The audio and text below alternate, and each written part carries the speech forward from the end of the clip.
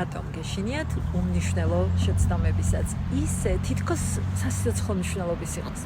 ჩვენი ტვინი შეიძლება ურევდეს შეცდომას სასიკვდილო საშიშროებასთან. წარმოიდგინეთ, რომ 3-4 წლის ხართ, რაღაც გააფუჭეთ, მშობლებმა კი გიყვირეს ან დაგსაჯეს. ბავშვისთვის ეს უბრალოდ შენიშვნა არ არის, ეს არის შეგრძნება თითქოს მარტო ვარ, მიმატოვეს და რა თქმა უნდა ვერ გადავრჩები. გონებარ თავს აი ამ საშიშროების რეჟიმს. შემდეგში კი ნებისმიერი შეცდომა შეიძლება აღიქმებოდეს სწორედ აი ამ ვერ გადავრჩებით. უკვე ზრდასრულ ასაკში შიში ირთვება ამ არსებული სცენარის მიხედვით, განსაკუთრებით კი თუ უარყოფა მიტოვება და დუმილი დასჯა ხშირად მეორდებოდა. ნერვული სისტემა შეიძლება აი აქამდე აღიქვამდეს თუნდაც სუბუქ უბრალო შეცდომას რაღაც ფატალურად.